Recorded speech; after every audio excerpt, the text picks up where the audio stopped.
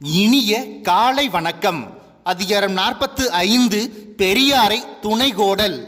குறள் எண் 445. சூழ்வார் கண்ணாக ஒழுகலான் மன்னவன் சூழ்வாரை சூழ்ந்து கொளல். உரை: அரசன் அமைச்சரை கண்ணாக கொண்டு ஆட்சி நடத்தலால் அவன் கண் போன்ற அமைச்சரை ஆராய்ந்து தனக்கு துணையாக கொள்ளுதல் வேண்டும்.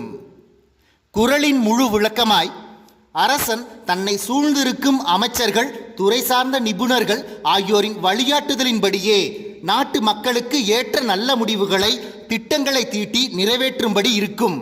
ஆதலால் மக்களின் நலனையும் நாட்டின் நலனையும் தன்னுடைய மனதில் எப்பொழுதும் வைத்துக்கொண்டு சிந்திக்கும் அமைச்சர்களை, பெரியோர்களை, துறை சார்ந்த நிபுணர்களை தேர்ந்தெடுத்து தன்னுடைய அமைச்சர்களாக தன்னை சூழ அரசர் வைத்துக்கொள்ள வேண்டுமென வள்ளுவர் உரைக்கின்றார்.